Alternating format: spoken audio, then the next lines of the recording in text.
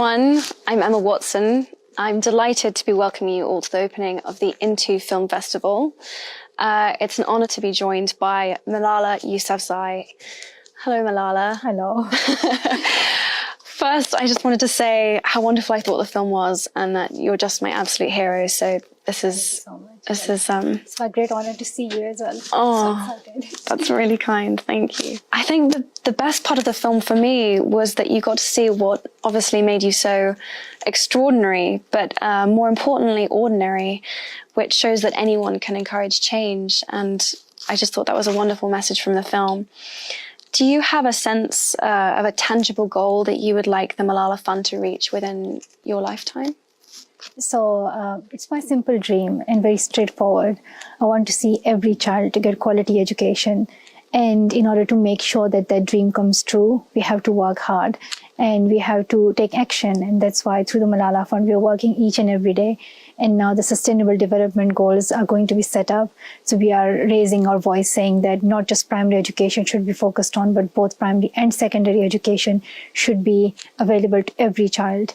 And this has been my mission and I'll make it come true. I'll try my best. How does it feel to have your story shown on film and screened to thousands of young people today as part of the Into Film Festival? It's quite interesting, but I don't like seeing myself on TV, or I can't even hear my voice.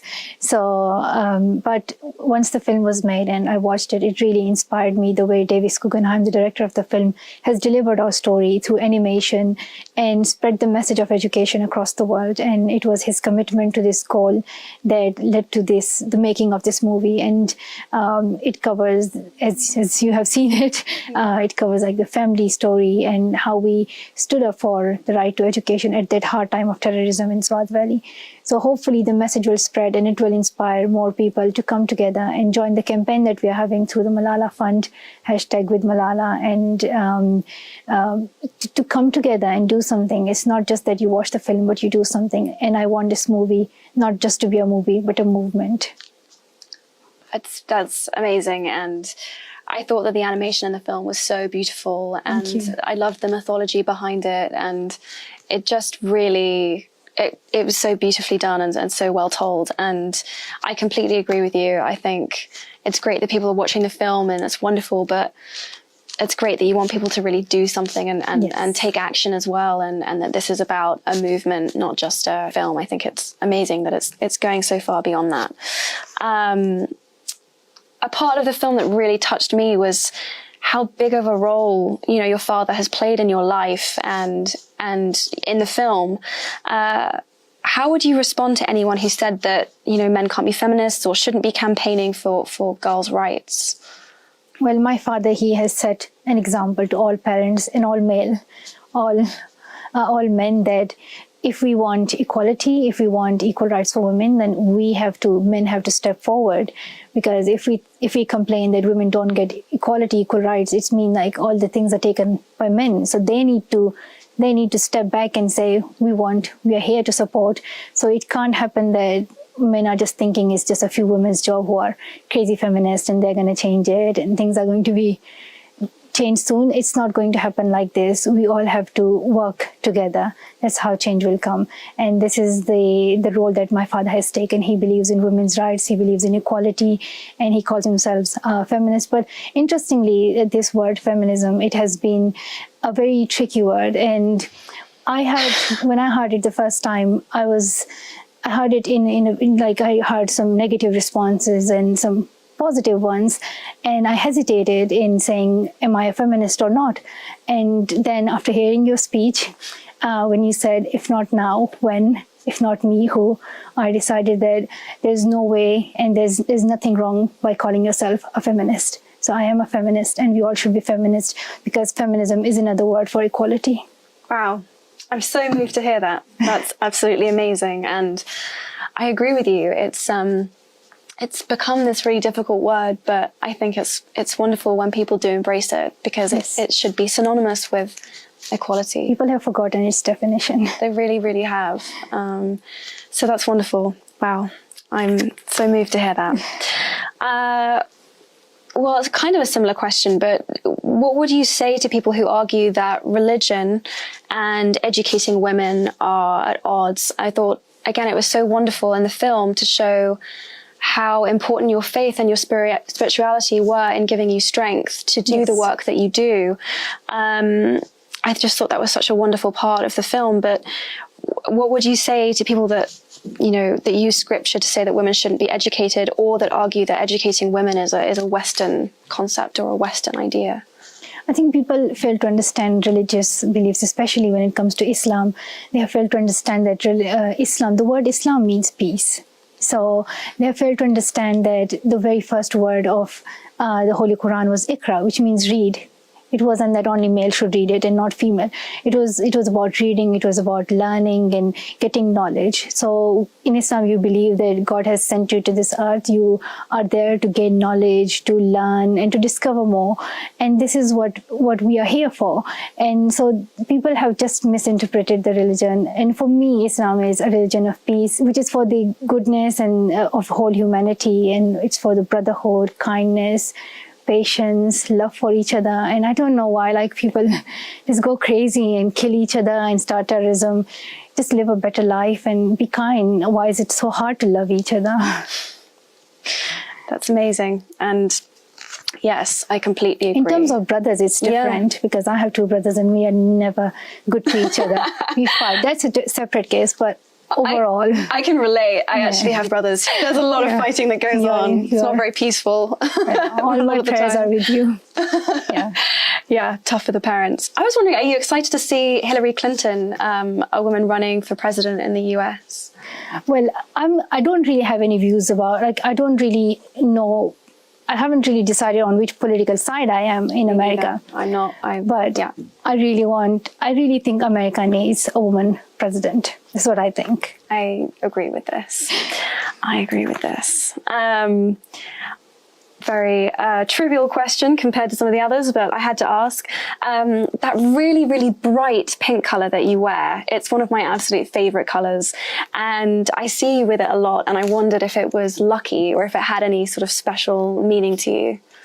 I don't know. But I have always liked pink color. And when I was going to the UN speech, I wore pink that day. I don't know why. And so, yes, and now the film it's all pink, orange and pink, so pink is everywhere. Must be a thing. I feel it's nice because I get the impression that you're someone who is generally sort of shy, that is struggling with all of the attention that's being thrust on her. But I thought it was wonderful that you'd chosen this bright color, which meant that you wanted to be seen and you wanted to spread your message in spite of that. And I thought that was wonderful. Thank you. As a big book fan, I have to ask you, what was your last favorite book? Was there anything that you read in the last year that you just fell in love with?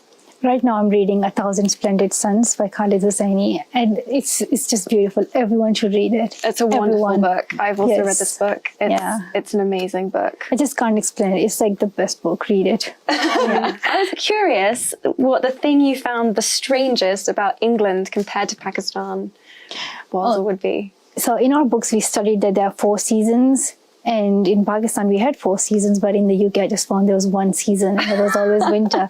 That was quite surprising. Then another surprising thing was that in the UK, people follow traffic rules. Which is quite surprising in our country. Maybe in a few cities, people are nice, but in the rest of the country, no traffic rules at all. So that was quite surprising. But then more than that, it's the love of people and how they have given so much support. And I have never felt like being from another country. It's just, I have so many friends here and all the teachers in my school, they have been supporting me and keeping me like a normal girl. And that's what's really good. And I love it. Yeah, I'm going to stay here. Okay, I'm glad to hear that. I'm really glad to hear that because I know you have to deal with being famous, and I was going to ask you what I sometimes get asked, which would be what you would do if you could be anonymous for a day. And then it stopped me dead in my tracks because I realized exactly what you would do. And it really struck me, what you've sacrificed for your ideals and your dream and this movement. And it made me really emotional, actually. And so I just wanted to thank you again for being who you are and for being so brave. So other than going home, is there anything that you like the idea of doing if you had magical powers and you could be invisible for a day, what you would do? Well, I haven't gone back to Pakistan for 3 years since the attack, and I would love to go back to my country. And it's just to achieve the goal I have, because sometimes people feel like I've got the Nobel Peace Prize and the book and the film they are released, and like there's nothing else that I need. But people fail to understand that my goal, which is to see every child going to school, hasn't been achieved yet. And that's what I want to see come true. And it's really important that we come together and we support each other. This is about the future of all those 66 million girls who cannot go to school right now. It's about our future. It's going to affect every one of us. If so many children are out of school, they don't get education, and they have, girls especially, they have potential, they can contribute to society. If you are stopping half of the population not to come forward, how can you think of progress and achievements? So it's important that we think it's our responsibility to participate actively in bringing change. It's we who can bring change. 66 million girls is such a huge number. It's such a massive number to think about that can't go to school at the moment.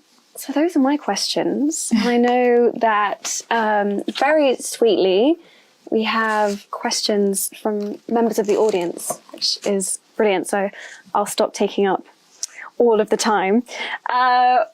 Why is it important for girls and boys to be treated equally? And this is from Grace Dane at Mill Primary School in Leicester. I think it's that to treat everyone as a human being, and just because your gender is different does not mean that you should be treated differently and you should have certain jobs and you shouldn't have certain things in your life. That's like you challenge that very concept of inequality based on your gender. Your gender should not be it should not create any difficulty in the choices that you make. It's a very simple thing. Like, it's about equality, it's about feminism, it's about saying that we're all human beings. Why you separate us just because our gender is different? Absolutely agree.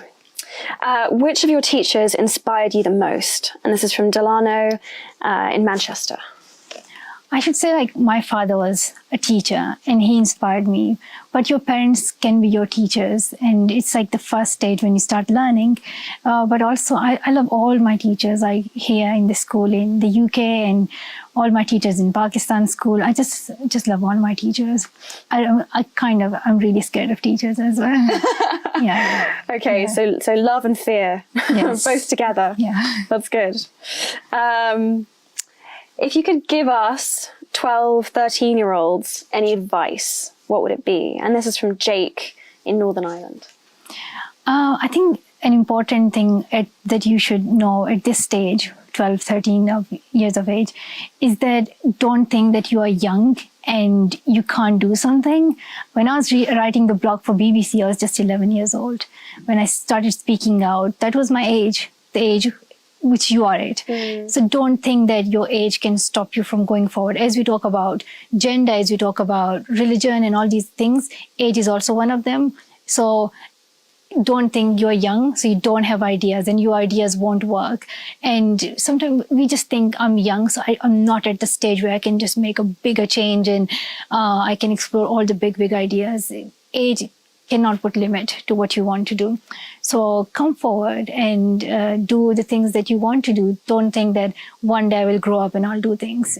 Don't wait for the stage. It will be too late. Yeah, now is the time. Yes. Now is the time. Ageism is a huge issue, actually, and every voice, feeling is important.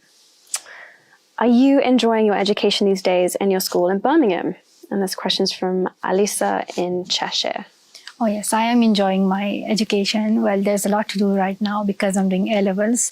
It's like a sudden change from GCSE to A-levels. But the subjects I'm doing are history, economics, maths, and religious studies. And I really like them, so that's why I'm enjoying it. Great choices. Very serious choices. Brilliant. How is education for girls in your country now? And that's from Asha in Enfield and North East London.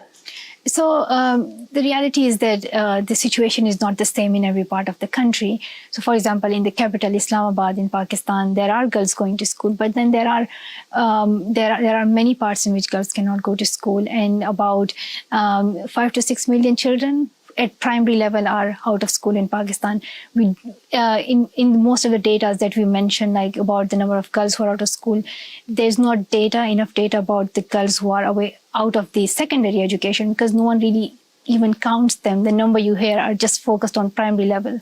Right. So that's also tragic that we don't collect the data that we need, which is how many girls drop school at secondary level and how many are out of school. But in terms of primary education, there are about like 5 to 6 million children in Pakistan, and it's really important that we think of supporting them in education. Pakistan is right now at a stage of trying to develop strong democracy and improve and fight against terrorism. And if we forget the education of our next generation, I don't think we won't be able to achieve that progress. We need to educate the future generation, and then they can build a more peaceful and better Pakistan. What would you say to young people who do not like, enjoy, or appreciate school? And this is from Miss Skinner. She's a teacher in Cardiff. Well, I should tell that, like my brothers, I tell them every day that they should focus on their studies, because they spend their time on Xbox and computers. And sometimes we go to school every day, and it's for many, many years of our life. But in between, we forget its importance. And I know its importance because when I was 11, I was stopped from going to school.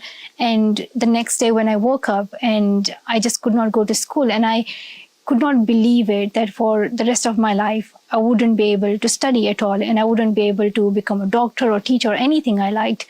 And that was the stage when I realized that education is really important for every child. So before you see that stage, realize it now. I don't want you to go through that situation ever. So realize that it's for your future. It's for the future of your country. In a way, you are contributing to your society. And just believe in yourselves. Believe in the power of education. I think it's very easy to take for granted, and is actually a gift. What do your younger brothers think about your efforts? And this is from Artem in London. Well, they're really annoying, and they fight with me all the time. However, they're sometimes nice, and sometimes they think I'm doing good work. Yes. Well, that's sometimes. good. Sometimes. Yes. At least sometimes. That's something. My brothers are the same, by the way. What were your feelings when you had to speak publicly for the first time in front of presidents and prime ministers? And that's from Mariam in Manchester. I think I should say I feel really scared in school, speaking in school. But in terms of meeting presidents and prime minister and then talking about a cause which really matters, then you have to forget about getting nervous and the way you deliver the speech. Forget all those things and say what's in your heart. Do not hesitate. When I was meeting the president of Nigeria to talk about the girls who were abducted by Boko Haram, I said it very clearly that what are you doing? What have you done so far? Because 3 months had passed and the president had not even met them. And then he announced that he would meet the parents. So you say it clearly. Why to hesitate? Why to stop yourself? And like if it was meeting the president of America, Barack Obama, or anyone, I say things very, very clearly, because it's not for me. It's for children and their future. It's great that you see it as something which isn't. It's personal, obviously, but it's so much bigger than that. Yes. And you use the power and the strength of that to really, push away any nerves, which is great. How did you find the filmmaking process, and what did you learn from it? That's from Olivia in East Lothian. It was very long. It covered the 2 years journey of my life, and like going to Jordan and to speak out for the Syrian refugee children, going to Nigeria and Kenya and giving speeches, meeting world leaders, which also tells the story of our family. So it was a great experience working together with Davis Guggenheim. But then I didn't know what am I going to see at the end. And the way that he made it was very beautiful, especially the animation. Because I was wondering, how is he going to tell the story of my father, my mother, and our past? And he has done it very well. What do you plan to do next to further promote equality? And that's from Mavis in Middlesex. Well, it's so as I said, I have this fund, the MALALA fund, and through that I'm working for education, for equality, and to ensure that girls go to school. But like, how many schools can I build? I can either build 9-10 schools, and it's all through your support, through your donations that we build schools. But then we need our leaders to take action. We need everyone of us to come forward. It's not just a few NGOs who have to do this work. It's each and every one of us who have to come forward and contribute to it, from world leaders to parents to civil society to everyone, even to you. Even if you are 11 or 12, don't think you can't do it. You all have to come forward and participate in it. And now it's time that we ask our governments where the money is spent. We give taxes, we expect something from our governments, and now it's time that we stand up and look where the money goes. Is it spent on education? If not, why not? And why are our governments not willing to help children's education, especially in conflict zones right now in Syria, where 2 million children are now refugees and they're out of school. And it's important that we raise this issue, this point. Otherwise, things won't change. It will just remain the same. Voices are important, speaking out and asking governments to do the right thing. Super, super, super important. Well, we've got through all of the questions that we've been sent, which is brilliant. So maybe I will take this moment just to say thank you again. The film is so wonderful, and your story is beyond inspiring. And thank you for your time, and it's great to have you. And I think it would be great if you give a message to all these children who are listening to us right now, because you also stand for a cause that is very important. We want equality, and there would be so many boys in the audience. Yes. Yeah. Boys in the audience, specifically. I work for a cause called He for She. If you haven't signed up yet, then that would be wonderful. But we really need you as the next generation to extend a hand to the girls and the women in your life, and to include them, and to make sure that they can live their lives without discrimination, and that they have access to the same opportunities that you do. And you're in a unique position. You have a unique opportunity to do that, to support the girls and the women in your life. And if you have the chance, if moments are presented to you, do speak up, do raise your voice. Your support could literally change a girl's life, could change someone's life. And you know, gender equality is something that will affect your life too, as men and as boys. And it's just an issue that I believe about so passionately, and any of your help or support is greatly, greatly appreciated. And thank you so much. Thank you. Thank you, Malala. Well, thank you. Thank you. Nice to talk to you.